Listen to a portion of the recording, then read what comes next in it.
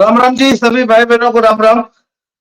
मैं हूं बाबा रामदास और आप देख रहे हैं बाबा की खरी खोटी। ये स्क्रीन के दूसरे हिस्से में जो भाई साहब दिखाई दे रहे हैं, इनका नाम है बाबू अनिल सिंह। जय भोले शंकर, हर हर महादेव। ये रिटायर्ड आदमी है साहब,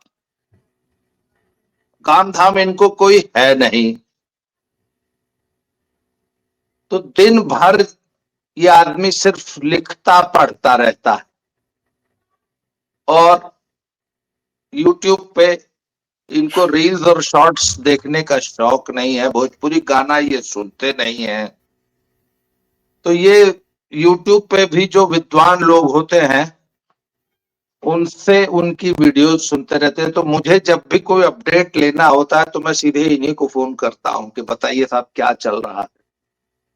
तो इधर ट्रंप साहब जब से अमेरिका के राष्ट्रपति बने हैं तब से रोज ऐसे आदेश निकाल रहे हैं जैसे पॉपकॉर्न जब मक्की का दाना हम लोग भूंजते हैं तो पटापट पटापट पटापट फूटता है। तो इसी तरह ट्रंप साहब के रोज एग्जीक्यूटिव आदेश निकल रहे हैं और ट्रंप जैसे काम कर रहे हैं, मुझे तो विश्वास ही नहीं हो रहा कि मतलब कोई आदमी ऐसे कैसे सरकार चला सकता है या ऐसे कैसे डिसीजन ले सकता है। हमारे मोदी जी भी 18 घंटा रोज काम करते हैं और करते क्या है। मुझे तो जब ट्रंप को मैं देखता हूं तो मुझे समझ में नहीं आता मोदी जी करते क्या है 18 घंटा। सचमुच मोर को दाना ही तो नहीं खिलाते हैं। मोर पाल रखा है ना उन्होंने। 365 दिन 18 घंटे काम क्या कर रहे हैं मोदी जी। तो सर अभी ट्रंप के 2-4 एग्जीक्यूटिव ऑर्डर आए हैं, उनके ऊपर प्रकाश डालेंगे सर अनिल सर। अब आप अभी कल उसने एक जो है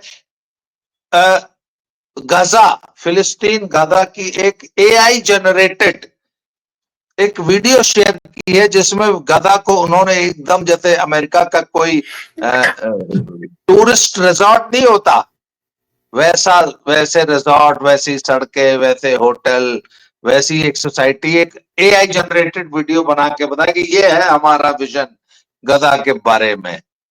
तो सर क्या है जरा बताएंगे आप, ट्रंप साहब कर क्या रहे हैं जी। सबसे पहले आपके सभी दर्शकों को जय भोले शंकर। ट्रंप जय साहब भोले शंकर। देखिए, समाचार के समझ लीजिए कि एक तरीके से इनफाइनाइट सोर्स है। आपको समाचार अगर जानना है तो केवल ट्रंप गूगल कर लीजिए, पिछले 24 घंटों में उन्होंने क्या किया, बस वही समाचार है।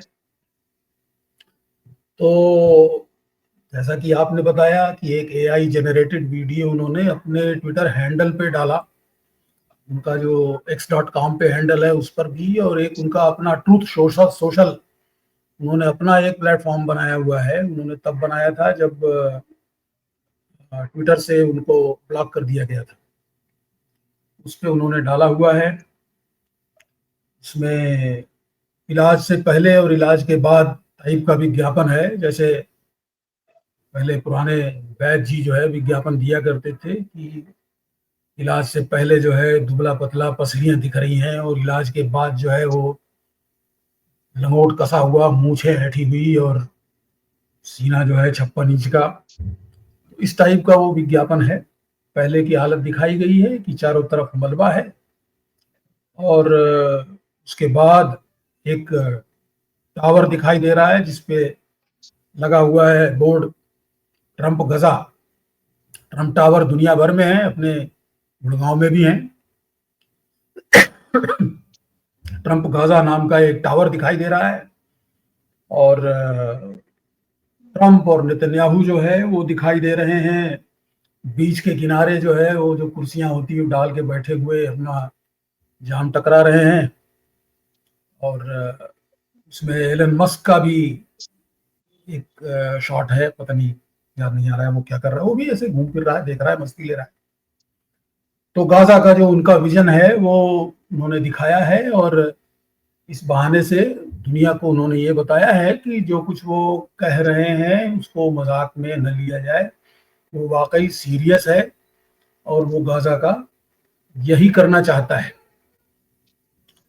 इसके अलावा पिछली बार आपसे जब हमसे बात हुई थी तब से तो बहुत पानी बह गया गंगा जी में। एक उन्होंने आदेश निकाल करके अमेरिका के एक टॉप जनरल को बर्खास्त कर दिया एक झटके में। और उन्होंने कहा एक प्रेस मीट में उन्होंने कहा कि अगर मैं होता हेगसेट की जगह, हेगसेट जो उन्होंने डिफेंस सेक्रेटरी बनाया है जिसको, तो मैं इसकी जगह होता तो मैं उन सारे जनरलों को बर्खास्त कर देता जो अफगानिस्तान से अमेरिका के विड्रॉल में जिन्होंने कोई भी रोल प्ले किया था।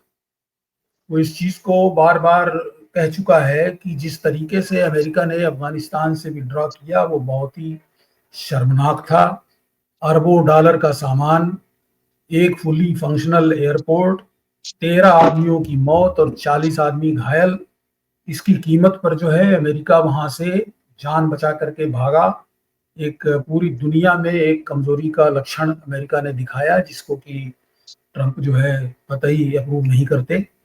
और इसके लिए एक जनरल की तो बलि उन्होंने ले ली है और उन्होंने बोला है कि जितने भी हैं इसके लिए जो लोग भी जिम्मेदार थे उनको जो है बर्खास्त किया जाए और मुकदमा चलाया जाएगा उन लोगों के ऊपर जो इस डिसीजन में इन्वॉल्व थे। इसके अलावा एक आदेश उन्होंने ये निकाला है कि अमेरिकी फौज में जो ट्रांसजेंडर या गे लोग हैं, जो पहले आप समझिए कि इसको कहते थे डीईआई के चक्कर में जिनकी भर्तियां हुई थी, डाइवर्सिटी इंक्लूजन और ई से कुछ होता है बाय द वे, तो उन सबको उसने कहा उन सबको बाहर कर दिया उसने एक झटके में। ऐसे लोगों की और कहीं जरूरत हो तो मैं नहीं जानता, कम से कम फौज में तो कतई नहीं है। इसके अलावा एक एलन मस्क ने एक मेल जारी किया सभी अमेरिकी सरकार के कर्मचारियों को कि आप कृपया रिटर्न मेल से यह सूचित करें कि पिछले एक हफ्ते में आपने क्या काम किया। तो इसको लेकर के जो है बड़ा हड़कंप मचा कर्मचारियों के बीच में, कुछ यूनियनबाजी वगैरह हुई, नारेबाजी वगैरह हुई। लोगों ने कहा कि भाई हमने ट्रंप को वोट दिया था, हमने एलन मस्क को तो वोट दिया नहीं था। एलन मस्क कौन होते हैं हमसे एक्सप्लेनेशन मांगने वाले। लेकिन ट्रंप ने खुल करके एलन मस्क का साथ दिया। उसने कहा कि ये मेल इसलिए की गई है कम से कम ये तो पता लगे कि ये लोग एग्जिस्ट भी करते हैं। मेल में उसने ये भी लिखा कि अगर आपका कुछ टाइम दिया, इतने समय के अंदर आपका रिप्लाई नहीं आता है तो आप लोग अपने को ऑटोमेटिकली बर्खास्त समझें।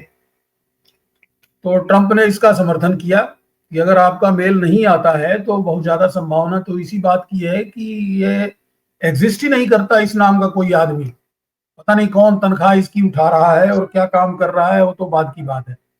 तो पहले तो मेल का रिप्लाई दीजिए, फिर उसकी स्क्रूटनी बाद में होगी कि आप क्या काम कर रहे हैं क्या नहीं कर रहे हैं। तो देखिए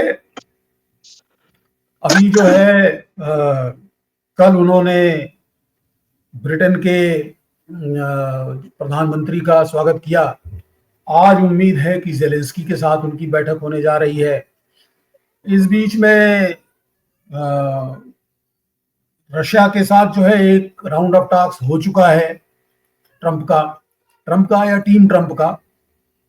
उसमें इस 3 बातों पे सहमति हो गई है रशिया के साथ उनकी। पहली चीज तो ये है कि जो पीछे जो संबंधों में उनके कड़वाहट आ गई थी, एक दूसरे का जो है वो हाई कमीशंस में स्टाफ जो है बहुत कम कर दिया था। उन्होंने कहा कि वो स्टाफ जो है उसकी फिर से बहाली की जाएगी। और दूसरी बात ये है कि जो यूक्रेन में लड़ाई चल रही है उसके खात्मे के लिए जो है वो एक ज्वाइंट एक ग्रुप बनाया जाएगा अमेरिका और रशिया का। और तीसरा ये कि व्यापार और वाणिज्य के संबंधों को जो है वो बढ़ाने के लिए भी एक अलग ग्रुप बनाया जाएगा। तो रशिया के साथ जो है वो संबंधों को ठीक करना चाहते हैं। बिल्कुल एक समझ लीजिए कि 180 डिग्री शिफ्ट है ये अमेरिका की फॉरेन पॉलिसी में। इस तरीके से अभी तक तो किसी ने बात नहीं की थी। और जेलेंस्की को एक ऑफर उन्होंने दे ही रखा है, ऑफर बिल्कुल साफ साफ दे रखा है कि भाई तुम्हारे यहाँ कुछ जो है क्रिटिकल मिनरल्स होते हैं, हमने इतना पैसा तुम्हारे ऊपर खर्चा किया है, वो पैसा तो हम वसूलेंगे ही, और तुम्हारे पास देने के लिए है नहीं, तो तुम ऐसा करो कि वो माइंस जो है हमारे हवाले कर दो, हमारा तुम्हारा हिसाब बराबर हो जाएगा, उसके बाद लड़ाई का फिर देखेंगे। अब जेलेंस्की और यूरोपियन यूनियन के जो उनके मित्र हैं वो ट्रंप से गारंटी चाहते हैं कि ये लड़ाई बंद हो जाने के बाद अगर रशिया जो है वो फिर से हमला करता है यूक्रेन के ऊपर, तो अमेरिका उसकी सुरक्षा की गारंटी लेगा।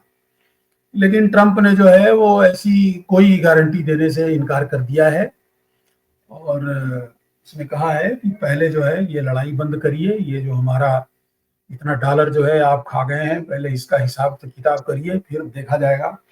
तो अब यही बातचीत करने के लिए जेलेंस्की वहां पे जा रहे हैं। आज ही मेरे ख्याल से उनकी ट्रंप से मुलाकात होनी है। तो ये सब है बाबा जी, मोटा मोटी। अच्छा, मुझे ये बताइए, ये जो एलन मस्क ने मेल डाल दिया अपने सभी सरकारी कर्मचारियों को कि पिछले एक हफ्ते में क्या काम किए हो बताओ, और एक हफ्ते में अगर जवाब नहीं आया तो नौकरी गई, ऑटोमेटिक बर्खास्त। सर, हालांकि इंडिया तो एक, समझ लीजिए कि बनाना रिपब्लिक है, और हमारे यहाँ तो इस प्रकार की किसी मेल की कल्पना भी नहीं की जा सकती।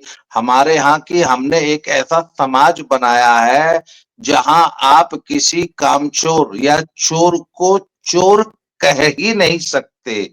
आपको उसको परम आदरणीय, प्रातः स्मरणीय, परम पूजनीय श्री श्री कर्मचारी जी, मुझे मालूम है कि आप राष्ट्र की सेवा में दिन रात लगे हुए हैं, और हमारी सरकार की तो हिम्मत ही नहीं है कि अपने किसी सरकारी कर्मचारी से पूछ ले कि पिछले 20 साल में तुमने क्या काम किया। एक हफ्ते की तो बात छोड़ दीजिए, हमारे यहाँ तो ऐसे ऐसे कर्मचारी, मैं तो खुद सरकारी कर्मचारी रहा हूं, तो मैं तो खुद स्वयं मैंने अनुभव किया है कि एक सरकारी कर्मचारी जो बहुत अधिक व्यस्त रहता है वो कितना काम करता है, और असल में उसमें काम करने की कितनी क्षमता होती है, और अपनी क्षमता का वो 5% भी काम नहीं देता है, और हमेशा काम के अधिक का जो है वो रोना रोता रहता है। सर, ये अमेरिका में, अच्छा, जो जो बाइडेन की सरकार थी वो भी हमारे जैसी ही ढुलमुल थी जैसा हमारे देश का लोकतंत्र और हमारे देश का जो सरकारी डर रहा है। अब जब ट्रंप को हम लोग देख रहे हैं तब हमें समझ में आ रहा है कि अरे यार, अमेरिका तो हमसे भी ज्यादा जो है ढुलमुल देश था। ये तो ट्रंप ने आके बहुत सारे चीजों कील काटा दुरुस्त करने की वो कोशिश कर रहा है। सर, सबसे पहला तो मेरी जिज्ञासा यह है कि इसमें से ट्रंप कितने मंसूबों में अपने सफल हो पाएंगे, पहला पहला सवाल यह है। नंबर 2, क्या अमेरिका की जनता सचमुच ट्रंप का सहयोग करेगी इतने जबरदस्त जो है ये आमूलचूल परिवर्तनों में? आपको लगता है कि अमेरिका की जनता सहयोग करेगी? ये बहुत बढ़िया सवाल किया है बाबा जी आपने। जवाब देने से पहले मैं आपको राग दरबारी की याद दिलाऊंगा। आपको किताब मैंने दी, फिर भी आपने अभी तक नहीं पढ़ा उसको। नहीं पढ़ा सर, उसमें 2 पेज भारत पढ़ा के था। 2 पेज। 2 पेज पढ़ने का प्रयास किया था।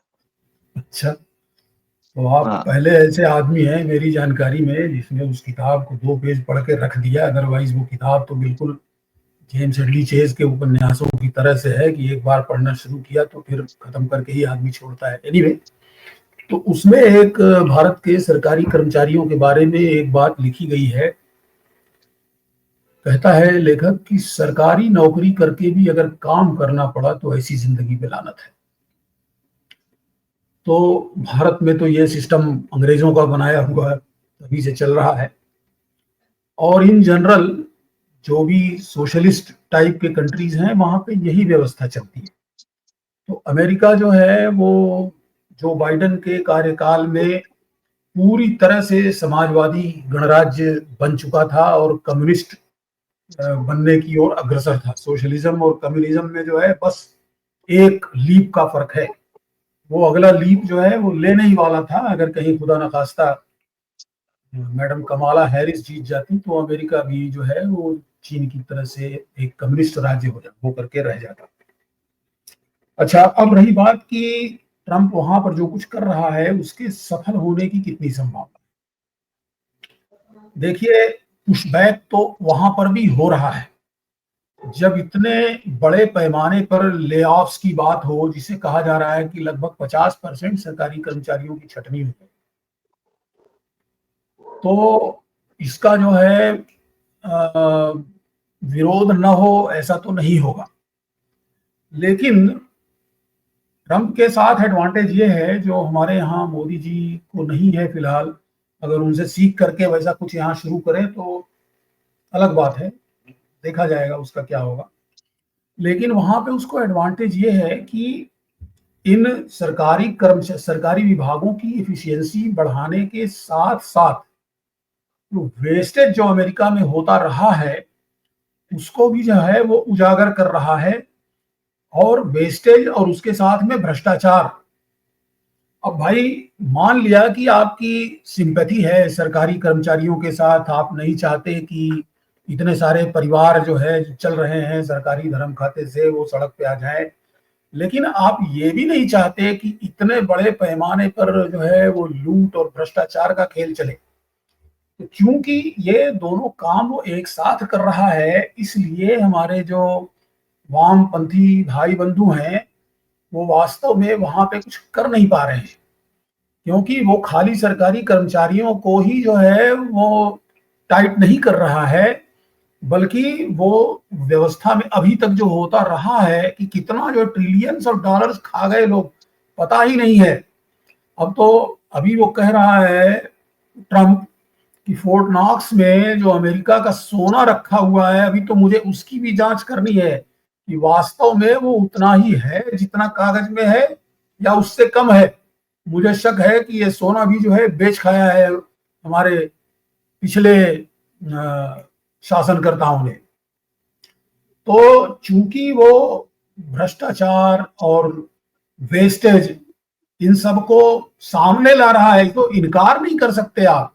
जो आंकड़े निकल करके सामने आए हैं, जैसे उदाहरण के लिए जो वहां पे सोशल सिक्योरिटी बेनिफिट्स जो लोगों को दिए जाते हैं उनका जो डेटा निकल करके आया है, एक तो ये बताता है कि जितने लोग सोशल सिक्योरिटी बेनिफिट्स ले रहे हैं उनकी कुल संख्या जो है अमेरिका की जनसंख्या से भी ज्यादा है। और यही नहीं, 100 साल के ऊपर की उम्र के लोग जो सोशल सिक्योरिटी बेनिफिट्स का फायदा उठा रहे हैं उनकी संख्या जो है मिलियंस में है। और सबसे बड़ी आयु का जो सबसे लंबी आयु का जो व्यक्ति अमेरिका में जो सोशल सिक्योरिटी का फायदा ले रहा है उसकी उम्र 360 साल है। तो इस तरीके की बातें जो है वहां पे होती रही है और ट्रंप इसको उजागर कर रहा है। कौन है जो विरोध करेगा और कैसे करेगा, किसको मरना है। तो चूंकि वो ये सारे काम एक साथ कर रहा है, इसलिए बहुत संभव है कि वो अपने इस प्रयास में सफल हो जाए। अब उसका जो एजेंडा हमको दिखाई दे रहा है, हमारे जैसे आदमी बहुत ज्यादा पढ़े लिखे तो है नहीं, तो हम जो देख पा रहे हैं वो ये है कि एक तो उसका जो जोर है वो जो ट्रेड अनबैलेंस है अमेरिका का विभिन्न देशों के साथ, जैसे भारत के साथ भी ट्रेड अनबैलेंस है। भारत से वो इंपोर्ट ज्यादा करता है, एक्सपोर्ट कम करता है। ईयू के साथ भी उसका अनबैलेंस इसी प्रकार का है, चाइना के साथ तो है ही। तो वो कहता है कि ये ट्रेड अनबैलेंस जो है ये हमको रिस्टोर करना है। ट्रेड अनबैलेंस रिस्टोर करने के लिए वो सहारा ले रहा है टैरिफ्स का। वो कहता है कि जितना टैरिफ आप हमारे सामान पर लगाते हैं, जैसे भारत जो है अमेरिका की कारों के ऊपर 100% टैरिफ लगा, तो उतना ही टैरिफ हम आपके सामानों पे लगाएंगे। तो ट्रेड अनबैलेंस को रिस्टोर करने में अब इसका देखिए शॉर्ट टर्म इंपैक्ट ये होगा कि कोई कोई सामान आप इंपोर्ट करते ही क्यों हैं? इंपोर्ट करते इसलिए हैं क्योंकि जिस दाम में आपको इंपोर्ट होकर के मिलता है, उस दाम में आप उसको अपने यहाँ नहीं बना सकते। अब जैसे मान लीजिए कि कोई भी आइटम ले लीजिए, मान लीजिए एक शर्ट है जो अमेरिका इंपोर्ट कर रहा है, बांग्लादेश, पाकिस्तान, इंडिया, चाइना, कहीं से, इन चारों जगह से करता है भाई। और वो एक शर्ट जो है वो इंपोर्टेड पड़ती है अमेरिका को $10। अब अगर वो उसके ऊपर 100% टैरिफ लगा देता है तो वही शर्ट पड़ने लगेगी $20 में। तो अब या तो भाई केवल जो जिसके पास $20 होंगे वही शर्ट पहनेगा, नेचुरली शर्ट का जो है दाम बढ़ जाएगा, ओवरऑल इन्फ्लेशन बढ़ जाएगा मार्केट में, और इन्फ्लेशन बढ़ने से जो है वो लॉ एंड ऑर्डर की सिचुएशन भी जो है वो खड़ी हो जाती है, इसमें भी कोई संदेह नहीं है। तो शॉर्ट टर्म उसका इंपैक्ट ये होगा कि अमेरिका में महंगाई बढ़ेगी, लेकिन दूसरे देशों पर भी इंपैक्ट होगा। जैसे ईयू को उसने धमकी दी है कि हम जो है आप हमारी कार नहीं खरीदते, आपकी कार पे हम टैरिफ लगाने जा रहे हैं। तो ईयू में जो है वो हड़कंप मच गया है, उनको लग रहा है कि अगर वहां पे जर्मन कार्स पे जो है टैरिफ लग गया 25% जैसा कि वो कह रहा है, तो टैरिफ लग जाने से क्या होगा कि जर्मनी की कारें जो बनती हैं अमेरिकन मार्केट के लिए, अमेरिका में उनकी बिक्री कम हो जाएगी, जाहिर है अमेरिकन कंज्यूमर्स के लिए जो है वो महंगी हो जाएंगी। तो अमेरिका में जर्मन कारों की बिक्री कम हो जाएगी, तो यहाँ जर्मन कारों का प्रोडक्शन जो अमेरिकन मार्केट के लिए होता है वो कम हो जाएगा, एकदम से जो है बहुत सारे लोग बेरोजगार हो जाएंगे। तो ये तो शॉर्ट टर्म इम्पैक्ट होगा।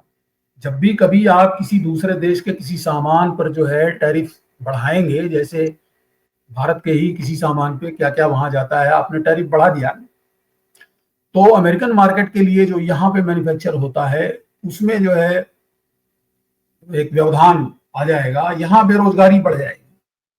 तो शॉर्ट टर्म इम्पैक्ट तो ये होगा। अब अमेरिका जो है वो अपने शॉर्ट टर्म इम्पैक्ट को हैंडल करने के लिए वहां पर जो है महंगाई बढ़ जाएगी, इन्फ्लेशन बढ़ जाएगा टैरिफ लगाने से, तो वो पैसे बचा रहा है साइड बाय साइड। वो ये कह रहा है कि ठीक है, जितनी महंगाई यहाँ बढ़ेगी हम अपने खर्चे कम करके उसकी पूर्ति करेंगे।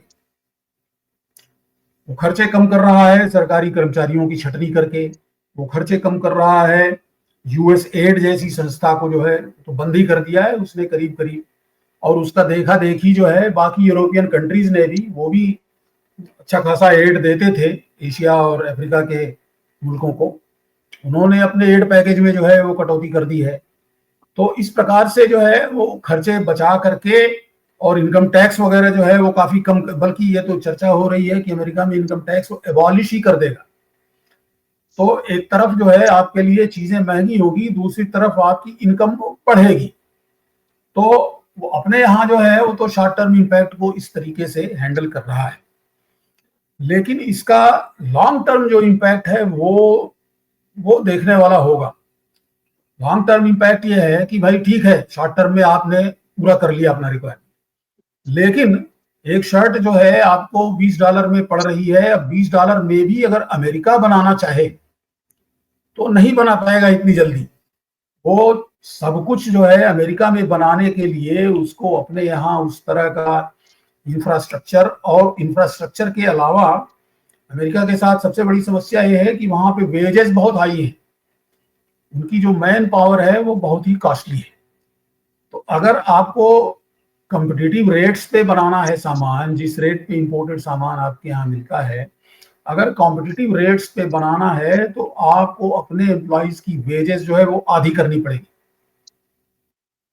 तो लॉन्ग टर्म में वो कितना झेल पाएगा ये अलग बात है, लेकिन जो दूसरे जो थोड़ा कम पावरफुल देश हैं, जैसे यूरोपियन यूनियन के देश हैं, या भारत को भी कह लीजिए, भारत भी अभी ऐसा जायंट तो हो नहीं गया है।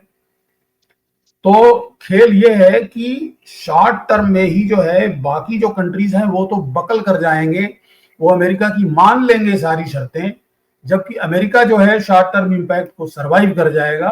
उसके बाद फिर एक नए पॉइंट पर जो है विश्व की अर्थव्यवस्था सेटल होगी। तो यह है उसका प्लान। और दूसरा यह है कि वो चाइना से रूस को एकदम अलग कर देना चाहता है। ये जो बाइडेन एडमिनिस्ट्रेशन ने चीन और रूस को एक में मिला दिया था, बाइडेन एडमिनिस्ट्रेशन ने तो चीन और भारत को भी मिला दिया था। तो वो जो है चाइना को बिल्कुल अलग थलग कर देना चाहता है। एक दुश्मन उसका रहेगा केवल चाइना, बाकी सबको उसके आगे सरेंडर करना पड़ेगा। मुझे तो यही समझ में आ रहा है कि उसका लॉन्ग टर्म गेम प्लान यही है। अच्छा सर, लाखों अवैध आप्रवासी एलियंस को हवाई जहाजों में भर भर के भेजने का उसका प्लान था। अब उसने वो प्लान भी चेंज कर दिया। अब तो 3 ही फ्लाइट आई थी, अमृतसर उतरी, तो भगवंत मान साहब को बुरा लग गया। उन्होंने कहा ठीक है, आज के बाद अमृतसर नहीं भेजेंगे, तो उसने कोस्टारिका और पनामा भेजना शुरू कर दिया। कर वो उसका अनवरत चालू है, अपने यहाँ चिन्हित करके इलीगल इमिग्रेंट्स को अमेरिका से बाहर निकालना। कल तो कुछ दिन पहले मैंने एक बहुत बड़ी खबर पढ़ी थी कि नोएडा की पुलिस ने 8 इतनी भारी भरकम संख्या में अवैध बांग्लादेशी पकड़े हैं। 8! अरे बाप रे बाप, इतना से ज्यादा पकड़ लिए सर। तो सर ट्रंप इतना कुछ कर रहा है, हमारा ट्रंप भी कुछ करेगा? पिछले 10 साल से हमारा ट्रंप कितने बांग्लादेशी रोहिंग्या पकड़ के बाहर भेजा है? या इनकी औकात है किसी बांग्लादेशी या रोहिंग्या को या पाकिस्तानी को पकड़ के उसके देश भेजने की? हमारा ट्रंप कुछ करेगा? अब तो मुझे वाकई देखिए दिक्कत सोचना पड़ रहा है कि हमारा ट्रंप 18 घंटे करता क्या है 365 दिन। देखिए, जी। मोदी जी का तरीका भी कुछ अलग है और परिस्थितियां भी कुछ अलग है। ओहो। यहाँ पर जो है, अब बताया जा रहा है कि बांग्लादेशी, रोहिंग्या वगैरह, इनकी संख्या कुल मिला करके कम से कम 6 करोड़ तो हो ही गई। और वो जो है घुल मिल गए हैं हमारी व्यवस्था में इस तरह जैसे दूध में चीनी घुल जाती है। उनका उनकी सही पहचान करना ही मुश्किल है। हमारे यहाँ के लोगों ने उनको तमाम जो सिटीजनशिप के जो प्रूफ होते हैं वो सब मुहैया करा रखे हैं। अभी कल या परसों मैं खबर देख रहा था जिसमें एक शायद असम की बात है, वो आदमी चैलेंज कर रहा है कि आप प्रूफ करिए कि मैं बांग्लादेशी हूँ, मेरे पास देखिए ये कागज है, आप प्रूफ करिए कि ये फर्जी है। तो यहाँ पे समस्या जो है ज़्यादा बड़ी भी है और दूसरे टाइप की भी है, क्योंकि एक बहुत बड़ी जनसंख्या का समर्थन प्राप्त है उसको। जनसंख्या एक तो मतलब मजहब की वजह से समर्थन जो है वो तो है ही, दूसरे जो एंटी मोदी गुट है जिसके कि मुखिया अपने राहुल जी हैं, ये लोग एकदम खुला समर्थन करते हैं कि भाई इन लोगों को पूरा हक है यहाँ पे रहने का। तो यहाँ से कम उस तरीके का इस्तेमाल करके बाहर निकालने की बात तो मेरे हिसाब से तो संभव नहीं है। लेकिन फिर भी मतलब बहुत कुछ हमारा वाला ट्रंप कुछ कर नहीं पाएगा। बहुत कुछ ऐसा है जो वो कर सकते हैं। देखिए क्या है ना कि ये उनके ट्रंप की वजह से ही दुनिया एक खास दिशा में चल पड़ी है और उससे आप बिल्कुल ही अछूते रह करके अपनी व्यवस्था अलग चलाते रहेंगे, ये नहीं हो पाएगा। आपको इतना तो करना ही पड़ेगा। जैसे आपने सुना होगा एक मैसेज जो है सर्कुलेट हो रहा है सोशल मीडिया पे कि मोदी जो है वो झुक गए बिल्कुल इलॉन मस्क के आगे।